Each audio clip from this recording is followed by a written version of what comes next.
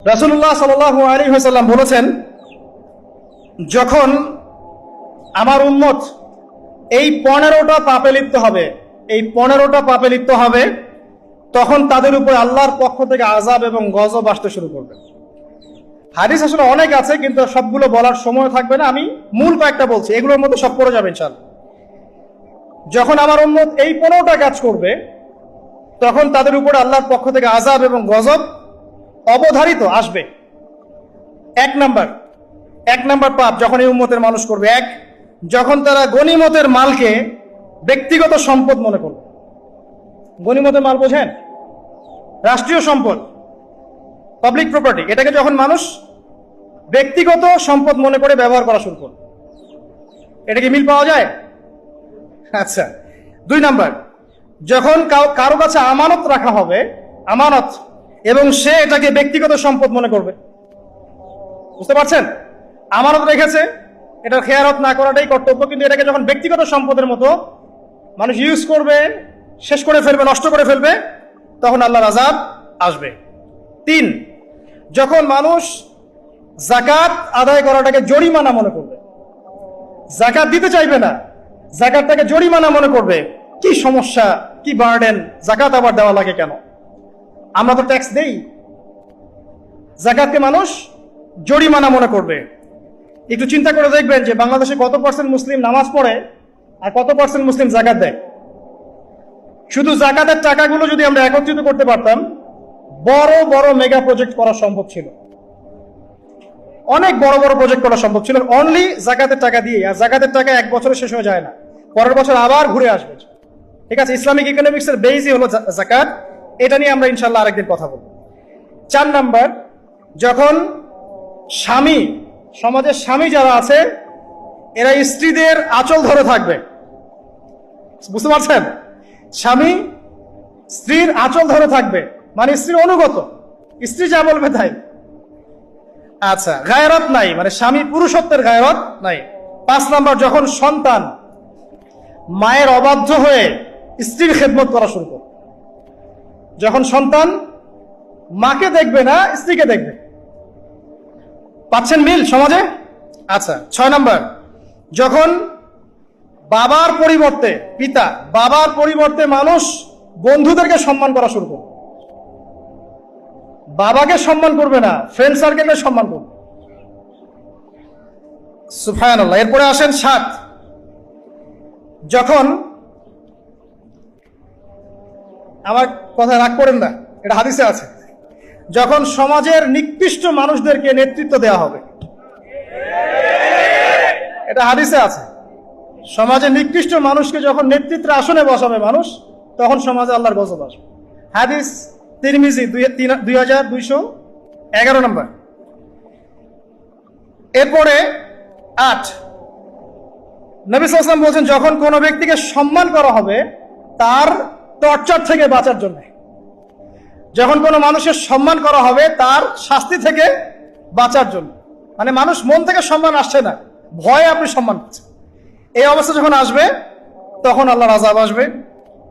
তারপরে 9, যখন মসজিদের মধ্যে, দেখবেন অনেক মসজিদ আছে বাংলাদেশে, মসজিদের মধ্যে হট্টগোল বেড়ে যাবে, মসজিদের মধ্যে হট্টগোল বেড়ে যাবে, আর মসজিদগুলো হবে চাকচিক্যময়, হেদায়েত উঠে যাবে।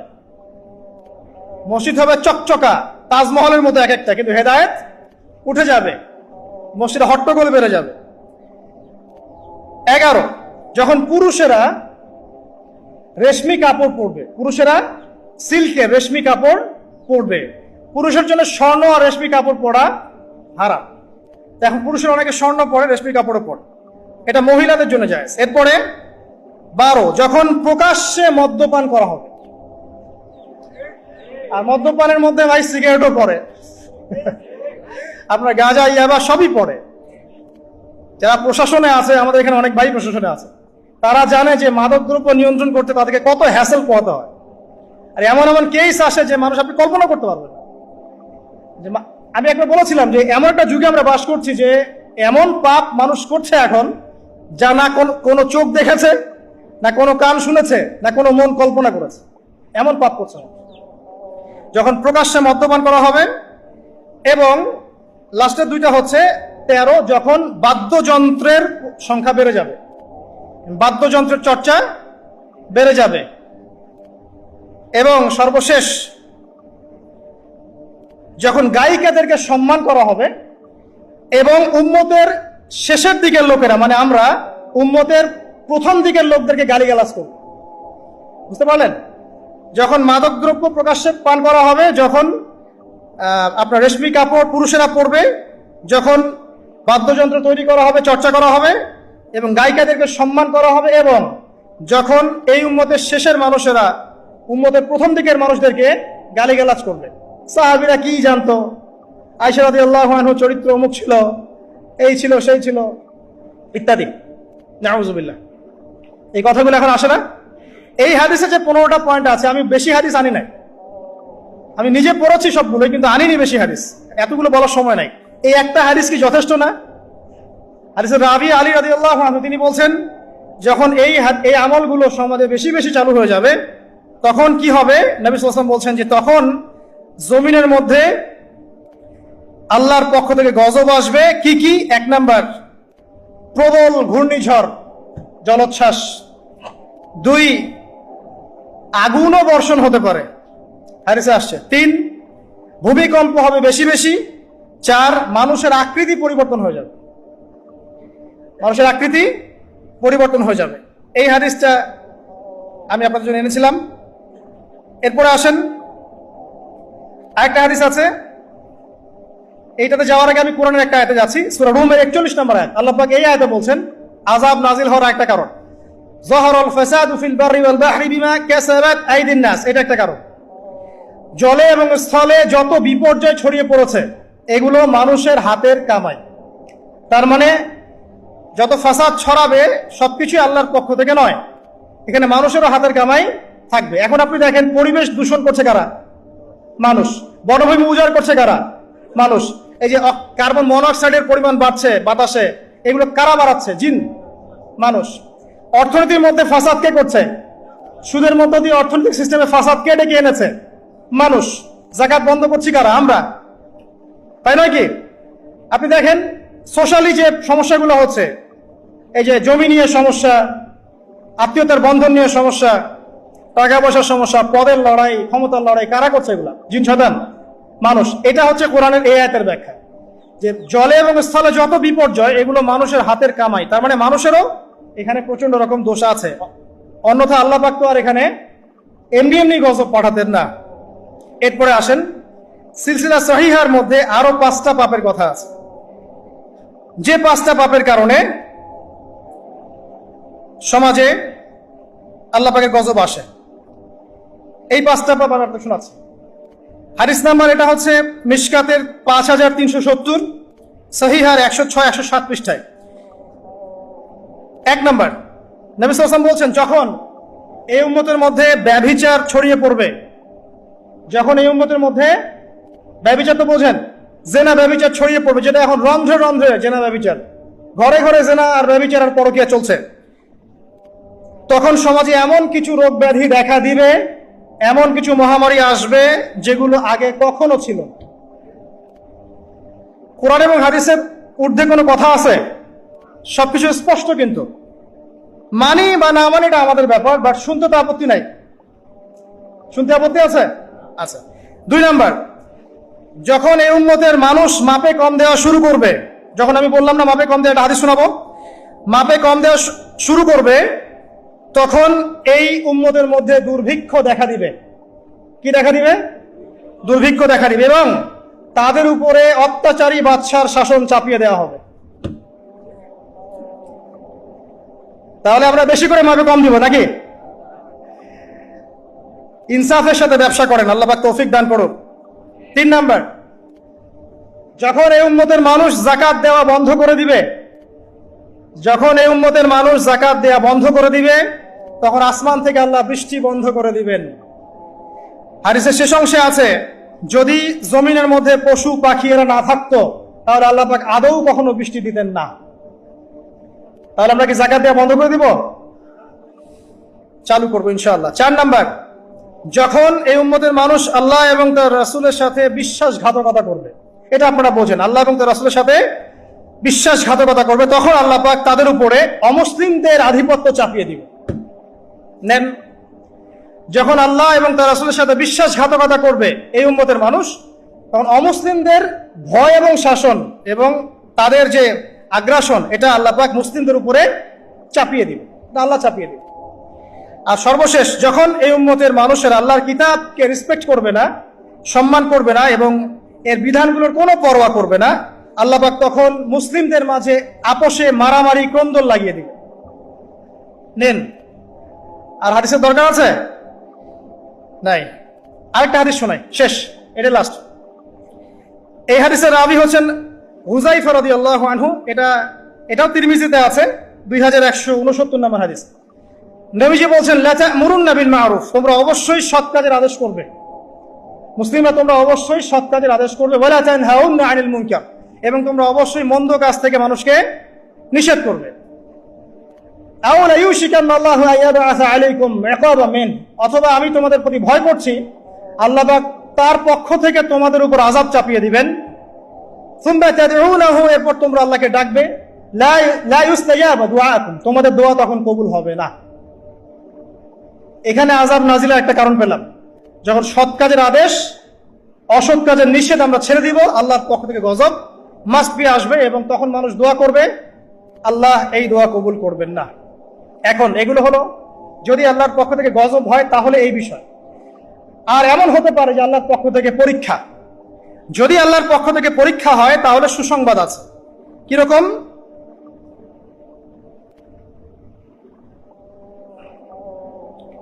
আল্লাহ রাব্বুল আলামিন সূরাতুল বাকারার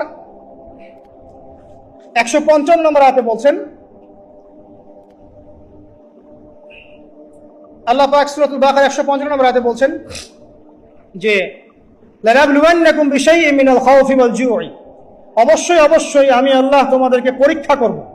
আর পরীক্ষা কাদের উপরে আসবে? যারা মুমিন তাদের উপরে, যারা আল্লাহ পাকের বিধিবিধান মেনে চলছে, আল্লাহর গজব নাজিলের মাধ্যম বানাচ্ছে না, তাদের উপরে পরীক্ষা আসবে। তো আমরা আগে চিন্তা করবো যে আমরা এদের কাতারে পড়ি কিনা, আর যদি পড়ি তাহলে এই সলিউশন। যদি আল্লাহ পাক আমাদেরকে পরীক্ষা করেন বিপদ দিয়ে, বালা মুসিবত দিয়ে, তাহলে আল্লাহ বলছেন অবশ্যই আমি তোমাদেরকে পরীক্ষা করব মিনাল খাউফি, কিছু ভয় দিয়ে, ওয়াল জু'i, এবং ক্ষুধা দিয়ে পরীক্ষা করব, ওয়া নাকসি মিনাল আমওয়ালি ওয়াল আনফুস, তোমাদের নফস জানমালের ক্ষতি দিয়ে পরীক্ষা করব, ওয়াস-সামারাত, এবং ফসল ফলাদির ক্ষতি দিয়ে আমি তোমাদেরকে পরীক্ষা করব। ওয়া বাশশিরিস সাবিরিন, যারা সবর করবে এদের জন্য সুসংবাদ।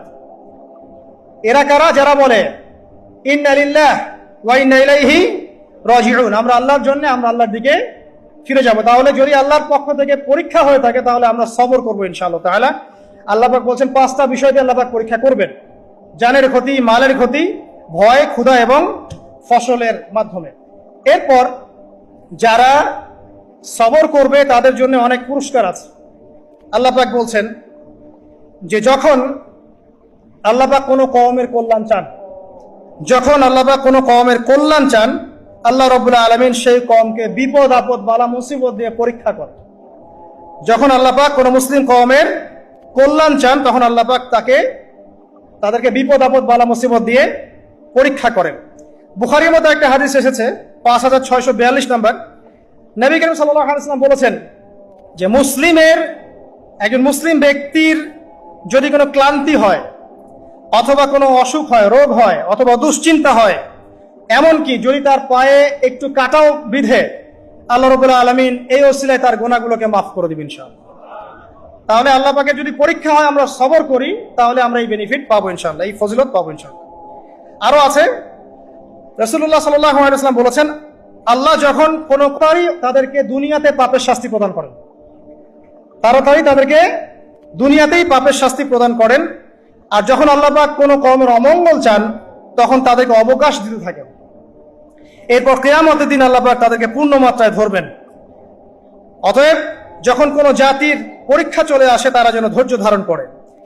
আর যারা আল্লাহর পরীক্ষা অসন্তুষ্ট হবে, আল্লাহ পাক তাদের প্রতি অসন্তুষ্ট হবেন। এটা একটা হাদিস, এটা মুসলিমে এসেছে 2396 নম্বর হাদিসে। আরেকটা বলে শেষ করছি যে রাসূলুল্লাহ সাল্লাল্লাহু আলাইহি ওয়াসাল্লাম বলেছেন, মুমিন পুরুষ এবং নারীর জন্য মুমিন পুরুষ এবং নারীদেরকে তাদের জান, মাল, সন্তান সন্ততি, ধন সম্পদ এগুলো দিয়ে ক্রমাগত পরীক্ষা করা হতে থাকে। এমনকি সে যখন ইন্তেকাল করে তখন নিষ্পাপ হয়ে আল্লাহর সাথে সাক্ষাৎ করে। এই পরীক্ষাগুলোর মধ্য দিয়ে আল্লাহ পাক এই গুনাহগুলোকে মাফ করে দেন। তো আমরা আশা করি যে আল্লাহ রাব্বুল আলামিন আমাদের উপরে গজব পাঠাবেন না যদি আমরা আল্লাহ পাকের সাথে শিরিক না করি, আমরা যদি অত্যাচার না করি, জুলুম না করি, ফাসাদ না ছড়াই, মাপে কম না দেই, আমরা যদি আমাদের খেয়ানত না করি, আমরা যদি আল্লাহ এবং তার রাসূলের বিধিবিধানগুলো মেনে চলে, ইনশাআল্লাহ তাআলা আল্লাহ পাক আমাদের উপরে গজব পাঠাবেন না। তখন আমরা পরীক্ষায় পড়তে পারি, আর পরীক্ষায় পড়লে আমরা সবর করব। 2 নম্বর কাজ হলো তওবা করব। তওবা করার ফলে বিপদ আপদ কেটে যাবে ইনশাআল্লাহ তাআলা। আমরা বলবো সবাই আস্তাগফিরুল্লাহাল্লাযী লা ইলাহা ইল্লা হুয়াল হাইয়ুল কাইয়্যুম ওয়া আতুবু ইলাইহি লা হাওলা ওয়া লা কুওয়াতা ইল্লা বিল্লাহিল আলিয়্যিল আযীম। আল্লাহ পাক সূরা জুমারের মধ্যে এটাও বলেছেন 53 নম্বর আয়াতে, ইয়া ইবাদিয়াল্লাযীনা আসরাফু আলা আনফুসিহিম, হে আমার বান্দারা যারা নিজেদের উপর জুলুম করেছো, লা তাকনাতু মির রাহমাতিল্লাহ, তোমরা আল্লাহর রহমত থেকে নিরাশ হয়ো না। ইন্নাল্লাহা ইয়াগফিরু যুনুবা জামিআ, আল্লাহ পাক সমস্ত গুনাহ মাফ করতে পারেন। অতএব তওবা করাটা সবচেয়ে ভালো অপশন। আগে আমরা সবর করব, বিপদ থেকে শিক্ষা নিব, তওবা করব এবং দুর্দশাগ্রস্ত মানুষের পাশে দাঁড়াবো। এখন সমকালীন যে সংকট চলছে, এখানে আমরা অনুরোধ করব যাদের সামর্থ্য আছে তারা সবাই যার যার সামর্থ্য অনুযায়ী যেখানে যেখানে আমাদের ভাইরা বন্যার শিকার হয়েছেন বা যে কোনো রকম বিপদ বালা মুসিবতের শিকার হয়েছেন তাদের পাশে দাঁড়াবেন। খাবার দিয়ে, কাপড় দিয়ে, ওষুধপত্র দিয়ে বিভিন্নভাবে আপনারা তাদেরকে সেবা করবেন, তাদের পাশে দাঁড়াবেন। কারণ আল্লাহ রাব্বুল আলামিন বলেছেন একটা হাদিসের মধ্যে তার রাসূলের মাধ্যমে যে যতক্ষণ পর্যন্ত মুসলিম এক ভাই আরেক ভাইয়ের সাথে থাকে আল্লাহ পাক ততক্ষণ পর্যন্ত তার সাথে থাকেন। এবং কোন মুসলিম যদি আরেক মুসলিমের একটা উপকার করে, একটা কষ্ট দূর করে দেয়, আল্লাহ পাকও তার দুনিয়া আখিরাতের কষ্ট দূর করে দিবেন ইনশাআল্লাহ। কোন মুসলিম ভাই যদি অন্য কোন মুসলিম ভাইয়ের দোষ গোপন রাখে, আল্লাহ পাক কিয়ামতের মাঠে তার দোষগুলোকে গোপন রাখবে ইনশাআল্লাহ তাআলা। অতএব শেষ কথা হচ্ছে, আসুন এই যে কোরআন থেকে আমরা বিভিন্ন জাতির আযাব এবং গজবের হিস্ট্রিগুলো জানলাম, এখান থেকে শিক্ষাগুলো হচ্ছে, 1, আমরা শিরকের পাপ থেকে তওবা করব। 1 নাম্বার, শিরকের পাপে আমরা লিপ্ত হব না ইনশাআল্লাহ। তাহলে আল্লাহ পাক আমাদের আমলনামায় শিরকের পাপ থাকলে যেন মাফ করে দেন এবং বাকি জীবন শিরক মুক্ত আমল করার তৌফিক দান করেন। দ্বীনের মধ্যে বেদাত আছে, এগুলো থেকে আল্লাহ পাক আমাদেরকে বেঁচে থাকার তৌফিক দান করেন, কারণ বেদাতের উপর আল্লাহ পাকের গজব চলে আসে। আল্লাহ পাক আমাদেরকে সুদ থেকে বাঁচিয়ে রাখুন এবং যাকাত প্রদান করার তৌফিক দান করুন, যাতে করে আল্লাহর গজবে আমরা না পড়ি। আল্লাহ পাক আমাদেরকে মাপে কম দেওয়া থেকে বাঁচিয়ে রাখুন, সৎভাবে ব্যবসা করার তৌফিক দান করুন, যাতে করে আমরা আল্লাহর গজব থেকে বেঁচে থাকতে পারি। আল্লাহ পাক আমাদেরকে সমকামিতা, অশ্লীলতা, জিনা, ব্যভিচার, অশ্লীল গান বাজনা, ফাহিশা কাজ থেকে আল্লাহ পাক বিরত রাখুন এবং এর ফলে যে গজবগুলো আসে এগুলো থেকে আল্লাহ পাক আমাদেরকে বাঁচিয়ে রাখুন। আল্লাহ পাক আমাদেরকে বিপদ আপদে সবর করার তৌফিক দান করুন এবং এই ঘটনাগুলো থেকে শিক্ষা নেওয়ার তৌফিক দান করুন। খালেসভাবে আল্লাহর কাছে তওবা করুন।